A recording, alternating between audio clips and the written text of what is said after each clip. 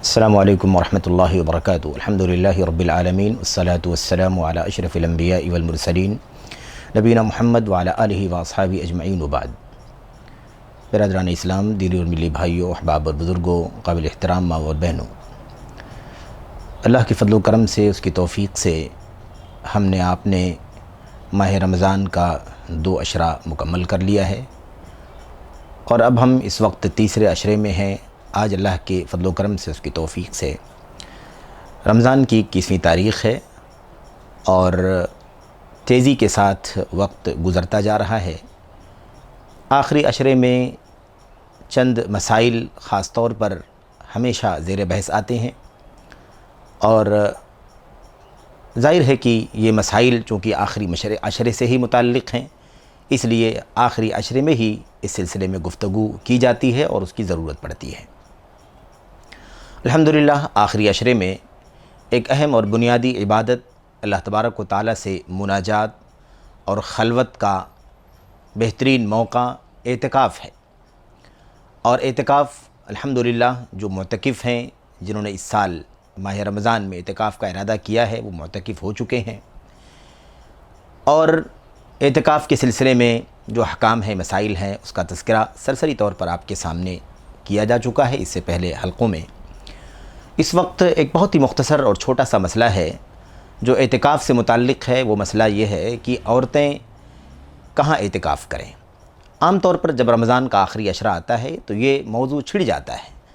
اور پھر بہت ساری باتیں اس سلسلے میں ہونے لگتی ہیں۔ ہمارے بعض احباب یہ کہتے ہیں کہ جس طرح سے نمازیں عورتوں کے لیے مسجدوں کی بالمقابل گھروں میں افضل ہیں، گھروں میں ہی انہیں نماز پڑھنا چاہیے، انہیں اگر وہ مطالبہ کریں اپنے گارجین سے، اپنے سرپرستوں سے کہ انہیں مسجد جانے کی اجازت دی جائے، اور اس کے امکانات میسر ہوں، مسجد میں اس طرح کا انتظام موجود ہو، تو اللہ کے نبی صلی اللہ علیہ وسلم کی طرف سے اس بات کا حکم ہے کہ انہیں چاہیے کہ وہ مسجدوں میں جانے سے نہ روکیں اور انہیں جانے دیں۔ البتہ عیدین میں تو ہم اور آپ جانتے ہیں کہ عیدین میں تاکید ہے کہ عورتیں عیدگاہ جائیں، حتیٰ کہ اگر وہ پاکی کی حالت میں نہ ہوں تب بھی وہ عیدگاہ جائیں، نمازیں نہ پڑھیں، لیکن مسلمانوں کی دعاؤں میں شریک رہیں۔ اسی اعتبار سے ہمارے بہت سارے احباب کہتے ہیں کہ عورتوں کے لیے بھی اعتکاف کے لیے گھر بہتر ہے، اور عورتیں گھروں میں اعتکاف کریں۔ میرے بھائیوں، میرے بزرگوں، اللہ کے کلام کی آیات اور نبی کریم صلی اللہ علیہ وسلم کی حدیث سے یہ بات بہت ہی واضح طور پر صراحت کے ساتھ ثابت ہے کہ عورتیں ہوں یا مرد ہوں، اعتکاف کی تعریف ہی یہ ہے کہ عبادت کے لیے مسجدوں کو لازم پکڑ لیا جائے۔ اعتکاف مسجد میں ہی ہوگا، جس طرح سے مرد حضرات اعتکاف مسجدوں میں کرتے ہیں، ایسے ہی عورتیں بھی اگر اعتکاف کرنا چاہتی ہیں تو مسجدوں ہی میں اعتکاف کریں گی۔ اب ظاہر ہے کہ مسجدوں میں اعتکاف کرنے کے لیے وہ ساری سہولیات، وہ ساری ضروریات کی چیزیں فراہم ہونی چاہیے جو ایک خاتون کو اعتکاف کرنے کے لیے مطلوب ہیں۔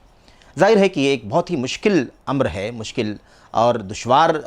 کام ہے کہ عورتوں کے لیے مسجدوں میں اس طرح کا اہتمام ہو سکے کہ وہ مسجدوں میں رہیں اور رہ کر کے عبادت کریں، اور پھر خلوت کا مسئلہ ہے، اجانب کے آنے جانے کا مسئلہ ہے، صفائی ستھرائی کا مسئلہ ہے، اور دیگر اسباب کا مسئلہ ہے۔ ان تمام چیزوں کی فراہمی واقعی اگر ہے تو بلا شبہ عورتیں مسجدوں میں اعتکاف کریں گی، لیکن ظاہر ہے کہ یہ عبادت ویسے بھی نفل ہے، سنت ہے، مستحب ہے، اور اس سلسلے میں اتنی زیادہ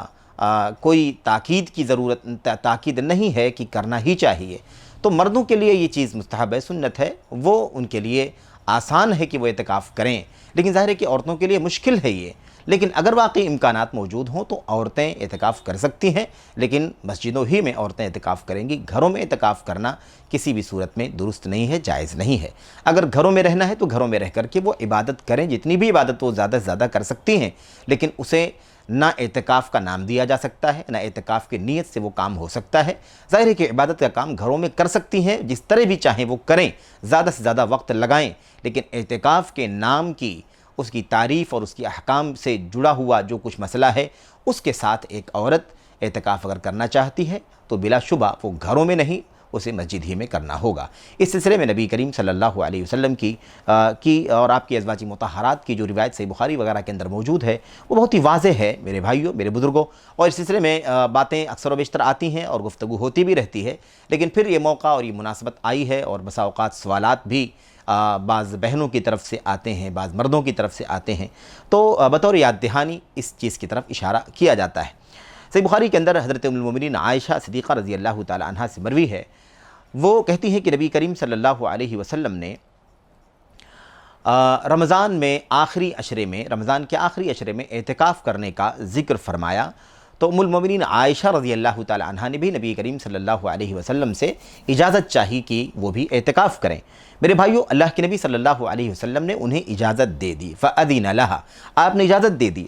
جب ان کو اجازت مل گئی، دوسری بیوی حضرت حفصہ کو پتہ چلا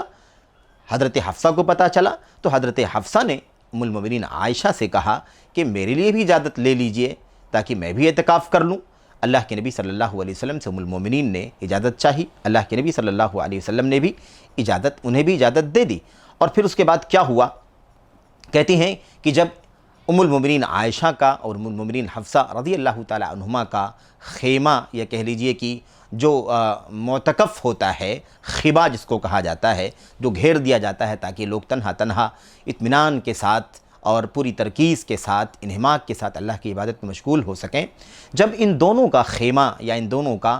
خیبہ لگا دیا گیا تو ام المومنین زینب بنت جہش رضی اللہ تعالی عنہا نے بھی دیکھا کہ دو خواتین ام المومنین عائشہ اور حفصہ رضی اللہ عنہما اعتکاف کر رہی ہیں، تو انہوں نے بھی حکم دیا کہ ان کا بھی خیمہ لگا دیا جائے۔ بہرحال ان کا بھی خیمہ لگا دیا گیا، ان کے لیے بھی گھیرا بنا دیا گیا، خیمہ بنا دیا گیا تاکہ وہ بھی اس کے اندر اعتکاف کریں۔ میرے بھائیو، نبی کریم صلی اللہ علیہ وسلم کا طریقہ یہ تھا کہ جب آپ نماز پڑھاتے تھے تو نماز سے فارغ ہونے کے بعد آپ جو ہے وہ اپنے خیمے میں چلے جایا کرتے تھے، یا اپنی جھگی میں چلے جایا کرتے تھے، جو معتکف ہوتا تھا اس میں چلے جایا کرتے تھے۔ آپ صلی اللہ علیہ وسلم جب وہاں تشریف لے گئے تو آپ نے دیکھا کہ میری جو جگہ ہے وہ تو ہے ہی ہے، اس کے علاوہ دو تین اور بھی خیمہ بنائے گئے ہیں، یعنی معتکف بنائے گئے ہیں۔ تو آپ صلی اللہ علیہ وسلم کو تعجب ہوا کہ یہ کون لوگ ہیں، یہ کن کا خیمہ بنایا گیا ہے؟ اللہ کے نبی علیہ السلام نے پوچھا ما ھذا، یہ کیا ہے؟ صحابہ کرام نے بتایا کہ یہ جو آپ دیکھ رہے ہیں یہ ام المومنین عائشہ، حضرت حفصہ اور حضرت زینب رضی اللہ تعالی عنہن، ان کے یہ خیمے ہیں جس میں وہ اعتکاف کرنے کے لیے تیاریاں کر رہی ہیں۔ نبی کریم صلی اللہ علیہ وسلم نے جب یہ بات سنی تو آپ تعجب میں پڑ گئے، اور آپ نے دیکھا کہ اچھا، ایک نے اجازت مانگا، پھر ام المومنین عائشہ کو دیکھنے کے بعد ام المومنین حفصہ نے اجازت مانگا، اور اس کے بعد دیکھا تیسری بیوی حضرت زینب بنت جہش نے بھی اپنا خیمہ لگا دیا۔ تو آپ علیہ السلام نے قدر ناراضگی کا اظہار کرتے ہوئے فرمایا آل بر اردن بہذا، کیا اس کے ذریعے سے یہ عورتیں یعنی ازواج مطہرات نیکی چاہتی ہیں؟ یعنی یہ اس طرح سے دیکھا یہ کام کیوں ہو رہا ہے؟ ایک نے کیا، اس کو دیکھ کر کے دوسرے نے کیا، اس کو دیکھ کر کے تیسرے نے کیا، اس کا کیا مقصد ہے؟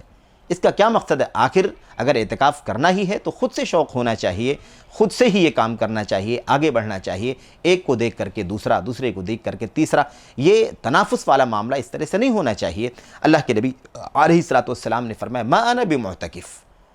میں اعتکاف ہی نہیں کروں گا۔ اس کے بعد نبی کریم صلی اللہ علیہ وسلم وہاں سے نکل گئے، اور جب اس کے بعد رمضان کا مہینہ ختم ہو گیا تو نبی کریم صلی اللہ علیہ وسلم نے شوال کے مہینے میں 10 دنوں کا اعتکاف کیا۔ تو دیکھیں، بہرحال یہاں مسئلہ جو بھی ہے تنافس کا اور دیکھا دیکھی کا، یہ ازواج مطہرات میں اس طرح کی چیزیں ہوا کرتی تھی، اور خواتین میں اس طرح کے جذبے ہوتے ہیں۔ تو یہ تو مسئلہ اپنی جگہ پر ہے، لیکن جو اصل مسئلہ ہے جسے بیان کرنا ہے آپ کے سامنے وہ یہ ہے کہ آپ دیکھیں امہات المومنین رضوان اللہ تعالی علیہن نے اعتکاف جو کیا تھا، یا اعتکاف کرنے کی جو تیاری کی تھی، وہ اسی طرح سے کی تھی جس طرح سے نبی کریم صلی اللہ علیہ وسلم نے کی تھی، یعنی مسجد نبوی ہی کے اندر جیسے اللہ کے نبی صلی اللہ علیہ وسلم کا خیمہ لگایا گیا تھا، ایسے ہی امہات المومنین کا بھی خیمہ لگائے گئے تھے، اور وہ بھی اسی میں مسجد ہی میں اعتکاف کرنے کی تیاری کر رہی تھیں۔ تو یہ ہے اصل میں سنت۔ اور نبی کریم صلی اللہ علیہ وسلم کے بارے میں دوسری صحیح بخاری وغیرہ کے روایت کے اندر آتا ہے کہ نبی کریم صلی اللہ علیہ وسلم ہمیشہ زندگی بھر اعتکاف کرتے رہے۔ جب آپ کی وفات ہو گئی تو آپ کی وفات کے بعد آپ صلی اللہ علیہ وسلم کی ازواج مطہرات اعتکاف کرتی رہیں، یعنی ان کے لیے خیمے لگائے جاتے رہے اور وہ اپنے امکانات کے مطابق اللہ کے نبی صلی اللہ علیہ وسلم کی وفات کے بعد بھی مسجد نبوی میں اعتکاف کرتی رہیں۔ تو بہرحال میرے بھائیوں، میرے بزرگوں، اصل میں اعتکاف مسجد ہی میں ہوتا ہے۔ اعتکاف مسجد ہی کو لازم پکڑنے کا نام ہے۔ وَلَا تُبَاشِرُوهُنَّ وَأَنْتُمْ عَاكِفُونَ فِي الْمَسَاجِدِ، مسجدوں میں اعتکاف کی ہوئی ہو۔ یہ آپ دیکھیں اعتکاف کا لفظ مسجد کے ساتھ استعمال کیا گیا ہے اسلام کے اعتکاف میں۔ ظاہر ہے کہ اور جو اعتکاف کا لغوی معنی ہوتا ہے یا اور جو اصطلاحات اس کی ہو سکتی ہیں، اس کی بات میں نہیں کرتا۔ آپ کے سامنے جو اصل مقصد ہے وہ یہ ہے کہ اعتکاف شرعی جو رمضان کے اندر ہوتا ہے، یہ اعتکاف مسجد ہی میں ہوگا اور مسجد ہی کے اندر خواتین بھی اعتکاف کریں گی جیسے مرد حضرات اعتکاف کریں گے۔ اس لیے اس کی سرے سے کوئی گنجائش اسلام کے اندر نہیں ہے کہ عورتیں گھروں میں اعتکاف کریں گی۔ گھروں میں عبادت جس طرح سے وہ کرنا چاہتی ہیں کریں، لیکن اعتکاف کے نام کی جو مسنون عبادت ہے وہ گھروں میں نہیں ہو سکتی، مسجدوں ہی میں ہو سکتی ہے، بشرطے کہ اس کے لیے تمام تر امکانی وسائل موجود ہوں اور کسی بھی طرح کا کوئی خلل یا کسی بھی طرح کا کوئی اندیشہ خواتین کے اعتکاف کرنے میں پیش نہ آتا ہو۔ بہرحال اللہ سے دعا کرتے ہیں کہ اللہ تبارک و تعالی